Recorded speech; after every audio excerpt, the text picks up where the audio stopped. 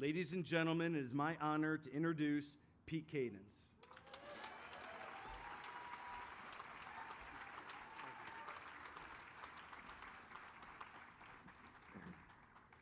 Was anyone going to tell Ben that he should have taken off his New Orleans beads before he spoke? I took mine off. Thank you so much for being here tonight. This is our largest StreetWise Gala, and what an amazing gathering of such great people this evening. Thank you, Ben, for the introduction.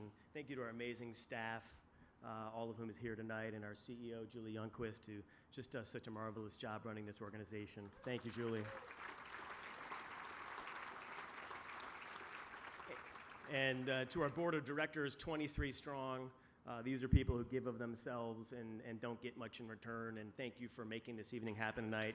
As Julie said, you guys do a great job. And to the inaugural class of the Chicago's 20 Most Inspiring, the people who we're honoring tonight for their community leadership. Thank you for being the foundational class. Thank you for helping us start the tradition that we hope to continue for many years. Without you, we wouldn't be here. And also thank you for selling a lot of tickets. So, yes, thank you. We do have two dignitaries in the audience I just want to mention as well. Cook County State's Attorney Kim Fox, who will be, stand up, Kim. Thank you, please. We'll be seeing later tonight. And mayoral candidate Lori Lightfoot is over here. If you haven't had the chance to meet Lori, she's a very impressive candidate for the mayor of Chicago and a leader in our community. So this is my 10th year as the chairman or vice chairman of this amazing organization. My talk tonight will be the sum total of what I've learned over the last 10 years. It's going to be rather simple and rather raw. Maybe that's because I'm not that smart, or maybe because I want to get a key point across. My talk tonight will be about one word: empathy. You know, the feeling when you feel the pain of others and you feel compelled to do something in response. It's something that unfortunately our nation and our city has an extremely short supply these days. The word empathy and the actions associated with it are far more important than money or prestige or a fancy job title we possess, or the grades our children get at their elite high school, which I'm sure is the best high school in the Chicagoland area. Empathy is far more important than your popularity in your social network, or what car you drive, or a block you live on. And most of us in this room, including me, let's just be incredibly honest with ourselves. We think about our kids' elite education, our place in life, our wealth, and talking about how great we are far more than we should. And we think about how we can help others far less than we should. Empathy is about the fiber of our being, our core, our soul. I submit to you today, the most important thing we can do as Chicagoans from here on out is to have genuine empathy for others. And to be clear, I'm not talking about fleeting empathy, like many of us have, where we serve on a nonprofit board and we think we're heroes who deserve mounds of praise heaped upon us because we attend 5 board meetings a year and buy a table at the Gala. I'm talking about real, authentic, long-lasting empathy. I'm talking about the type of empathy where every pore in your body is permeated when you wake up every morning feeling, how can I help others? What can I do to help this city?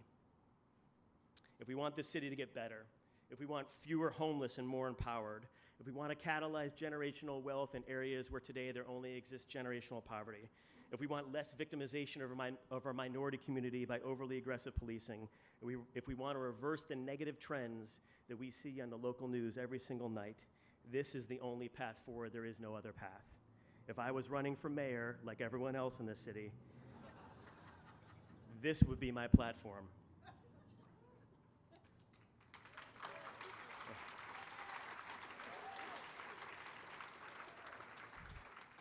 My opinion is that we have a tremendous empathy gap that we need to close here in Chicago.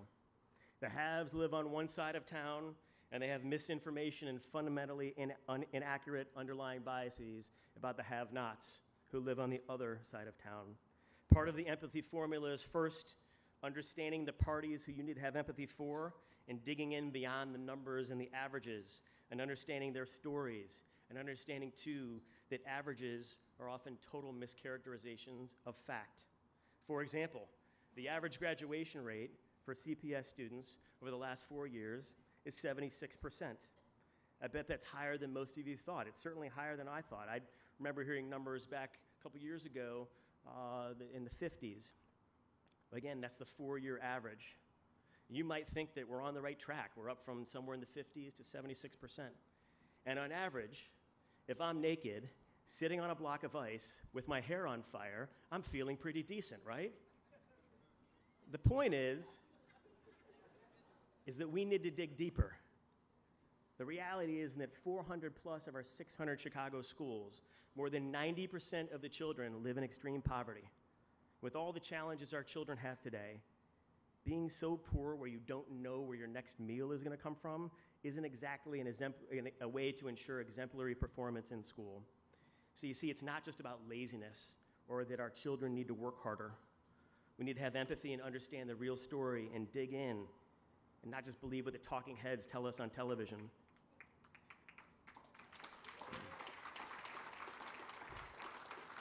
It's about the fact that being poor doesn't mean you're lazy. In today's low wage and high rent society, there are millions of working poor and working homeless. In fact, did you know there are 42 million people in this country who make $12 an hour or less? $12 an hour or less. Many of these people work 2 and 3 jobs to support their families. They're working damn hard. They're not lazy. It's about understanding that there are more children under the age of 10 in the city of Chicago who are homeless than any other age bracket. Can you believe that? Under the age of 10. How can a 10-year-old be lazy? It's about understanding that over the last 40 years in this country, our productivity has increased by 80%, and our wages have only increased by 10%. These are facts. And when you're armed with facts, it's much easier to be empathetic to the plight of others. So I have some scenarios to run by you real quickly to get us all thinking about empathy. This fall, it's going to be hot outside in Chicago because some people in Washington, D.C. don't believe in global warming. And that's a fact. So you will probably be walking down the streets in the River North on a warm day. You'll see lots of homeless people. Some are mentally ill, certainly. Some are quite unhygienic. Are you going to be the person who thinks to yourself, man, that person's a bum, or man, he smells, or the person who walks to the other side of the street or the other side of the sidewalk to avoid interaction with him? I mean, come on, you all know we do this. Or are you going to be the person who smiles and greets this fellow human being and perhaps even asks him if you can buy him a meal? Who are we going to be as Chicagoans? Your daughter is going to walk into the cafeteria at high school. There's going to be a peer of hers who is sitting all by herself. People around her are looking at her, pointing fingers at her, laughing at her. She's had a tough day, maybe even a tough year. She's a social outcast. Are you the type of parent who's going to ensure that your child is trained to walk up to her peer, ask about her day, and flash a genuine smile? Or are you the type of parent who is far too consumed with your child's ranks amongst the popular, her grades and her SAT scores that will vault her to an Ivy League academy, to even find the time to teach her how much of a priority being kind to others really needs to be? Who are we going to be? You're at a grocery store.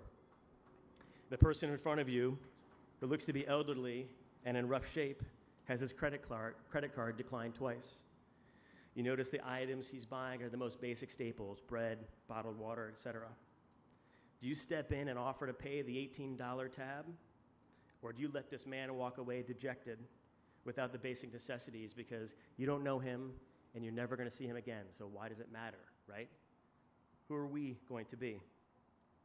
And please allow me to take you on another quick journey to explain how we often misinterpret the people around us, especially those who are poor. Imagine growing up in the projects in the west side of Chicago. You're the youngest of 10 children. Your mom is a crack addict, and your father is in jail. No one cares for you because no one has the time or resources to care about you. You drop out of school at 15 because no one inspires you to stay in school, and you're 15. You know no better. Because you aren't educated, you effectively have no support system. You end up in a desperate situation and become plagued by diabetes because no one ever taught you about nourishment and nutrition. Diabetes eventually leads to a stroke and partial paralysis. You have no benefits, so the nursing home kicks you out after 1 year. With your paralysis and no education, you were totally unemployable. Your friends and family have completely abandoned you because in the world of the impoverished, it's very Darwinian. If they help you, they might compromise their own survival. You have no one and you have nothing. Now, ladies and gentlemen, this is not a story I made up. This is not a fairy tale. This is the biography of my late friend, Troy McCullough. Troy passed away a few years ago, but he never did a drug. He never drank. He was the deacon in his church, and he was probably the most pious man I ever met. He didn't meet any of the profiles that you often associate with homelessness, but he found himself in a desperate situation nonetheless. I was lucky enough to be a part of a community that got Troy up off his feet, got his own home, and helped him get his medical care before he passed away. And I'll never forget as long as I live what Troy said to me as we sat around his kitchen table, the first kitchen table he'd had of his own in 7 years because he'd been homeless 7 years prior. He said, "Mr. Pete, this is the first time in my life where I felt like I had the chance to succeed." Notice he didn't say experience success. He said, "This is the first time in my life where I felt like I had the chance to succeed." He was 53 years old when he said that. Imagine having to wait 53 years before you even felt like you had the chance to succeed in your life. The sense of empathy I felt for Troy at that moment was unexplainable. I couldn't associate with his life experiences, but his 53 years of pain, I felt it in my stomach.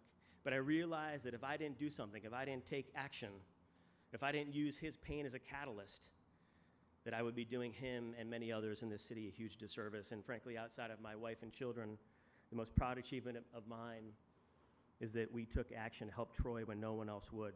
And because of that action, he loved every moment of the last 5 years of his life. The combination of facts, empathy, and action are an indestructible force that can truly make a profound impact on someone's life. You see, who we are going to be is not defined by our wealth or our children's accolades or our social media popularity. Who we are going to be is much, much deeper than that. Who we are going to be as Chicagoans will be defined by our empathy for others. This is what will define us as a city and as a people. This is what each of us will be remembered us by. This is why your spouse loves you. This is why your boss will promote you. This is why these 20 honorees are here tonight, and this is why StreetWise has been an iconic Chicago nonprofit for the last 26 years. And here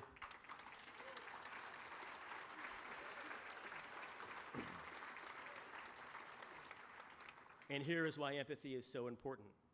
Empathy is the great equalizer. It's the one thing we all can feel if we want to feel it, and we feel it irrespective of our race, religion, gender, financial means, or geographic location. Having empathy for others and having a deeper understanding of the real facts and then taking action could be the most powerful force we've ever seen in Chicago. It could create a tidal wave of goodness that spreads like wildfire here and then maybe even across the country. And the good news is that someone in need may only need one person to have empathy for them and to take action in order for them to completely reinvent their lives.